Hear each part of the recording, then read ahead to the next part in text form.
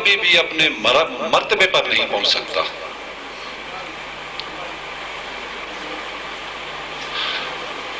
اللہ تعالیٰ نے فرمایا اے مومنو اللہ کا ذکر کثرت سے کرو اور تسبیح صبح اور شام کرو۔ الہی ذکر اللہ کثرت سے کرنے کا کیا مراد ہے؟ فرمایا اے انسان تیری 3 حالتیں ہوتی ہیں، یا تو کھڑا ہوتا ہے یا بیٹھا ہوتا ہے یا لیٹا ہوتا ہے، چوتھی حالت تو ہے ہی نہیں تیری، اور تو نے ذکر اللہ کتنا کرنا ہے؟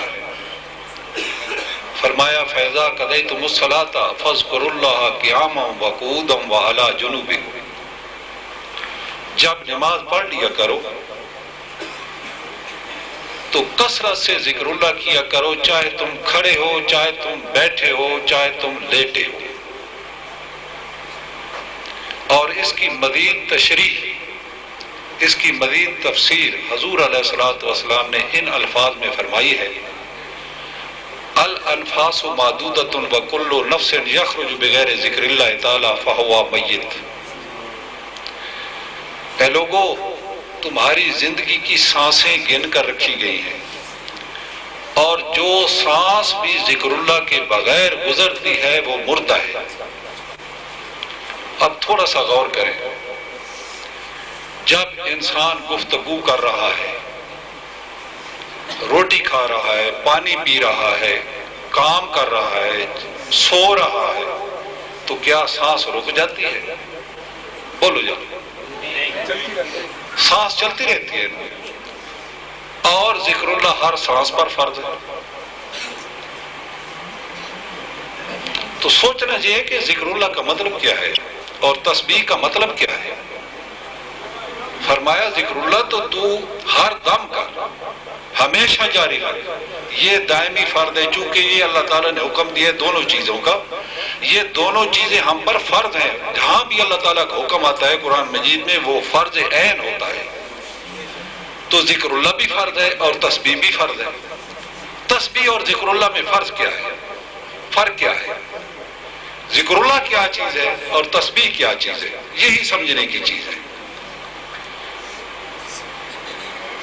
تسبیح ہر اس عمل کو کہتے ہیں جو زبان کرتی ہے یا وجود کا کوئی حصہ کرتا ہے۔ اگر آپ کلمہ طیب کی تسبیح پڑھتے ہیں زبان سے، لا الہ الا اللہ محمد رسول اللہ 1000 دفعہ پڑھ جاتے ہیں، 2000 دفعہ پڑھ جاتے ہیں، جتنی مرتبہ بھی پڑھ جائیں، درود شریف پڑھتے ہیں، تلاوت کرتے ہیں، نماز پڑھتے ہیں، روزہ رکھتے ہیں، حج کرتے ہیں، زکوٰۃ دیتے ہیں، جہاد کرتے ہیں، یہ سب تسبیح ہے، اور اس کی اوقات مقرر ہے۔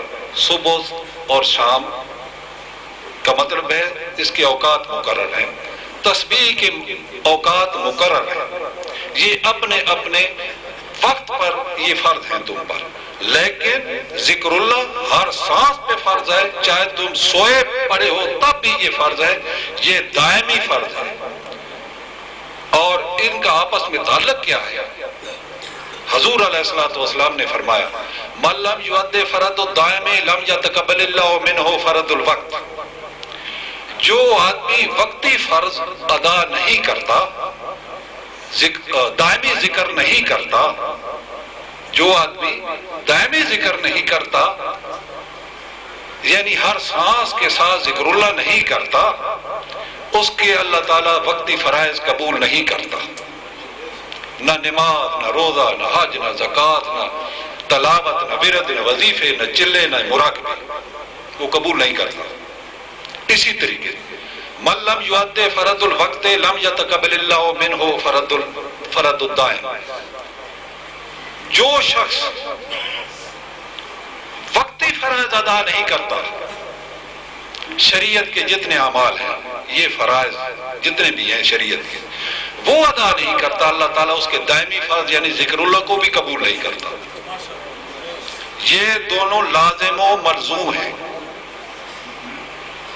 اب ذکر کیا ہے؟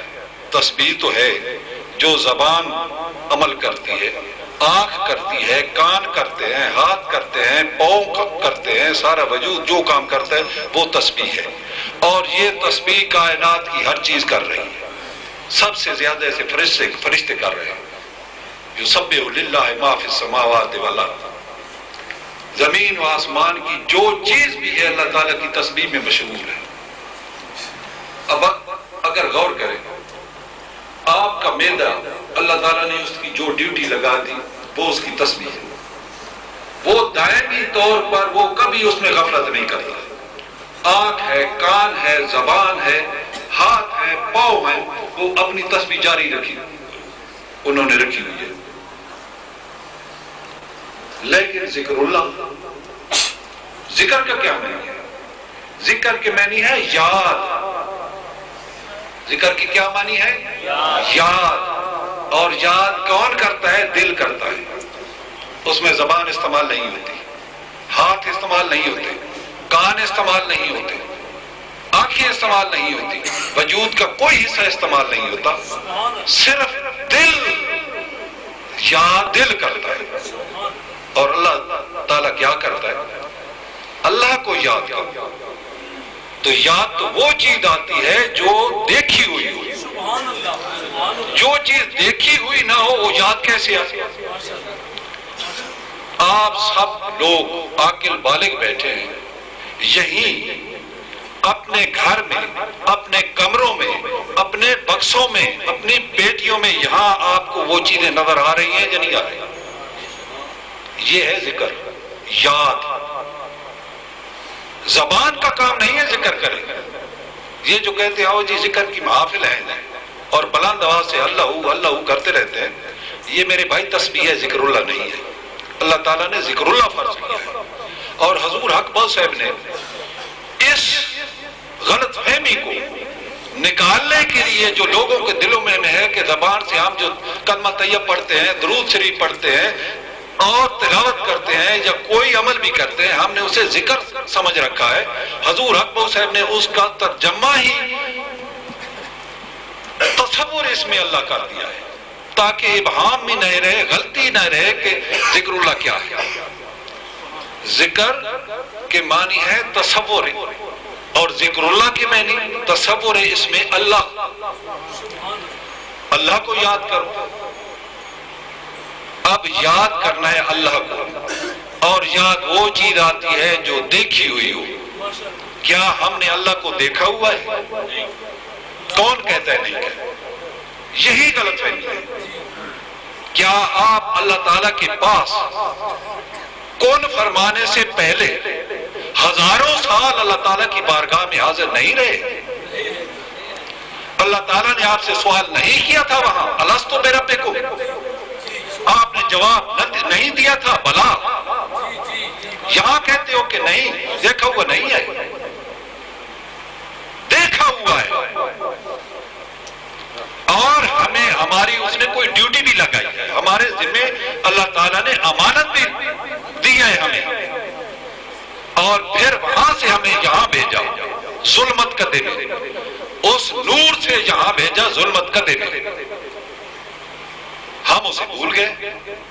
ظلمت میں جب وہاں سے چلنے لگے تو اللہ تعالیٰ نے ہمیں کیا ٹارگٹ دیا یاد ہے؟ اللہ تعالیٰ نے فرمایا میرے پاس سے جا رہے ہو. ہم میں سے ہر ایک کو اللہ تعالیٰ نے یہ بات کہی تھی، میرے پاس سے جا رہے ہو. ثم الینا ترجعون، تم نے لوٹ کر میرے پاس آنا ہے. کیا کہا تھا؟ بولو بولو، کیا کہا تھا؟ ثم الینا ترجعون، تم نے لوٹ کر میرے پاس آنا ہے. کہیں اور نہیں رک جانا، کہیں اور گم نہ ہو جانا، میرے پاس آنا ہے. سبحان. ہم کیا کر رہے ہیں؟ ہم نے اللہ تعالیٰ کی طرف رجوع کیا ہے، رخ کیا ہوا ہے؟ نہیں. کوئی تو دنیا میں غرق ہو کر جہنم کی طرف اس نے رخ کر لیا ہے. جی. کسی نے تجارت کرنی شروع کر دی، جی جی، اور جنت خریدنی شروع کر دی. ہر کام ثواب کے لیے کر رہے ہیں، اجر کے لیے کر رہے ہیں. جی. وہ ساری مخلوق ہے. جہنم بھی ڈرتے ہو تو جہنم سے ڈرتے ہو، وہ بھی مخلوق ہے. اور جس کو طلب کرتے ہو جنت ہے، وہ بھی ساری کی ساری مخلوق ہے. جنت المأوى ہے، جنت النعیم ہے، جنت الفردوس ہے، ساری کی ساری کیا ہے؟ مخلوق ہے. مخلوق. اللہ تعالیٰ نے کیا کہا تھا؟ ثم الینا ترجعون. سبحان اس مخلوق کو چھوڑ کر میرے پاس آنا ہے. سبحان اللہ. سبحان اللہ. اور ہم نے رخ کر لیا مخلوق کی طرف. جی جی ماشاء اللہ. تو کیا ہم کامیاب ہیں؟ کیا ہم جنت المأوى میں پہنچ گئے؟ جنت النعیم میں پہنچ گئے؟ جنت الفردوس میں پہنچ گئے؟ جو یہ ہماری کامیابی ہے؟ نہیں، یہ ناکامی ہے. ماشاء اللہ. جنت تو اللہ تعالیٰ سے بہت دور ہے. وہ کہتا ہے ثم الینا ترجعون، تم نے لوٹ کر میرے پاس آنا ہے. آج آپ کو بتلاتا ہوں، اللہ تعالیٰ نے 4 جنتیں بنائی ہیں. کتنی؟ 4. ایک جنت المأوى جو دنیا میں قائم ہوگی، ایک جنت النعیم جو عالم ملکوت میں ہے، ماشاء اللہ. ایک جنت الفردوس جو عالم جبروت میں ہے، ماشاء اللہ. ایک جنت قرب ہے جو عالم لاہوت میں اللہ تعالیٰ کی قرب کی جنت. سبحان اللہ. سبحان. ان 3 جنتوں میں مخلوق ہی مخلوق ہے. لیکن اس جنت میں نہ کوئی حور ہے، نہ قصور ہے، نہ دودھ ہے، نہ شہد ہے، نہ پانی ہے، نہ نہریں ہیں، نہ دریا ہے، کچھ بھی نہیں ہے. اللہ تعالیٰ کا دیدار ہے. سبحان اللہ. سبحان اللہ. وہاں صرف طالبان مولا ہی پہنچتے ہیں. طالبان دنیا یا طالبان عقبہ ہرگز وہاں نہیں پہنچتے. سبحان اللہ. اللہ تعالیٰ ہم نے دیکھا ہوا ہے. یاد آ گیا؟ جی جی بالکل. اللہ تعالیٰ کو دیکھا ہوا ہے. جی بے شک دیکھا ہوا ہے. بولو یار. جی جی دیکھو دیکھا ہوا ہے. اللہ تعالیٰ کہتا ہے اے لوگوں مجھے یاد کرو، وہ وقت یاد کرو جی جب تم میرے پاس ہوتے تھے، میرے پاس محفلیں تمہاری لگتی تھی. جب یاد کرو گے وہ وقت تو لا محالہ میری طرف دوڑو گے. جب وہ بھول جاؤ گے وہ وقت تو پھر دنیا میں یا عقبہ میں غرق ہو جاؤ گے، میرے پاس نہیں آ سکو گے. اللہ اکبر. ماشاء اللہ. سمجھنے کی بات ہے. جی ذکر اللہ، مجھے یاد کرو. یاد کرتا ہے دل. دل جب دنیا میں انسان پیدا ہو کے آتا ہے تو دل پر کتنے حجابات اللہ تعالیٰ ڈال دیتا ہے ظلمت کے. اور ظلمت کے کتنے حجابات ہیں کل؟ میرے مرشد پاک سلطان العارفین حضرت سلطان باہو رحمۃ اللہ علیہ فرماتے ہیں کہ ظلمت کے 4 مقامات ہیں. غور سے سننا اس بات کو. میں حضور حق مول صاحب کی تعلیمات کا سبق دے رہا ہوں، تقریر نہیں کر رہا. ماشاء اللہ. ماشاء اللہ. اسے سبق کو سمجھو. میں کیا کہہ رہا ہوں، حضور حق مول صاحب کیا فرما رہے ہیں؟ آپ فرماتے ہیں ظلمت کے 4 مقامات ہیں. نمبر 1 مقام ازل، کہ اللہ تعالیٰ نے کن فرمایا، مخلوق آسمان بن رہے ہیں، زمین بن رہی ہے، یہ سارے معاملات چل رہے ہیں اور انسان آنکھیں بند کر کے مراقبے میں وہ دیکھ رہا ہے. فرمایا ابھی تک تو مقام ظلمت میں ہے، یہ مقام، یہ سارا مخلوق کا معاملہ ہے، تو مخلوق کو دیکھ رہا ہے. مقام ازل ظلمت کا ایک مقام کیا ہے؟ مقام ازل. ساری مخلوق کا معاملہ ہے، تو مخلوق کو دیکھ رہا ہے، خالق کو چھوڑ دیا، اسے نہیں دیکھ رہا ہے تو ظلمت میں.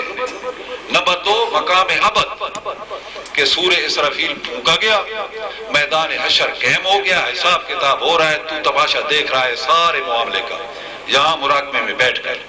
فرمایا ابھی تک تو مقام ظلمت میں ہے کہ یہ سارا مخلوق کا معاملہ تو دیکھ رہا ہے.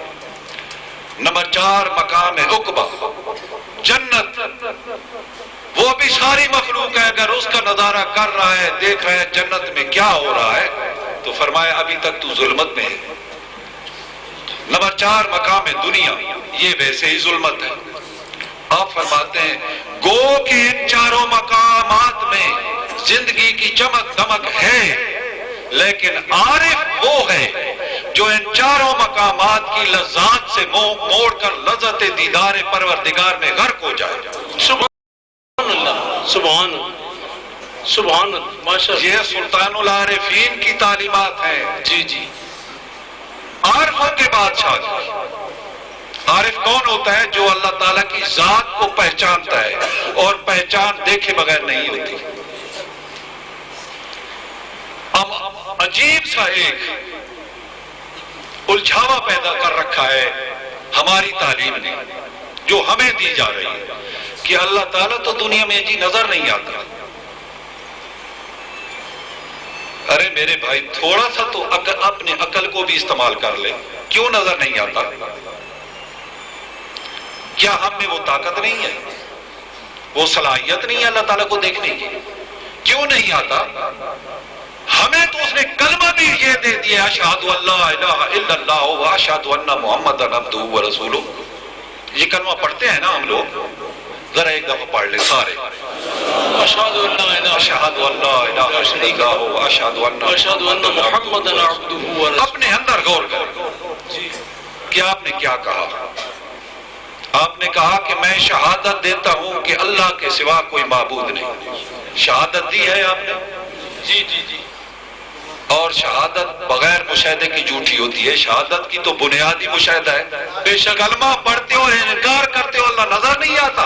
اللہ اکبر، ماشاء اللہ۔ ہمارے دین میں تو پہلا کلمہ بھی یہی رکھ دیا گیا ہے، اور آپ کہتے ہیں اللہ نظر نہیں آتا۔ اللہ اکبر۔ میرے مرشد پاک سلطان العارفین حضرت سلطان باہو رحمۃ اللہ علیہ فرماتے ہیں، ہر کہیں جائے لکھائے حق ندید، سبحان جو حیواں بر زمین کا میں چری۔ سبحان اللہ۔ جس آدمی نے یہاں دنیا میں اللہ تعالیٰ کا دیدار نہیں کیا، وہ گویا ایک جانور تھا جو یہاں گھاس چرتے چرتے گزر گیا۔ اندازہ لگائیں، کون کہتا ہے؟ ارے معرفت کس چیز کو کہتے ہیں؟ معرفت پہچان کو، پہچان دیکھے بغیر ہوتی نہیں۔ آپ کہتے ہیں کہ اللہ نظر نہیں آتا۔ ارے آنکھ بنوانے کی ضرورت ہے۔ سبحان اللہ، سبحان اللہ، ماشاء اللہ۔ کیا ہے؟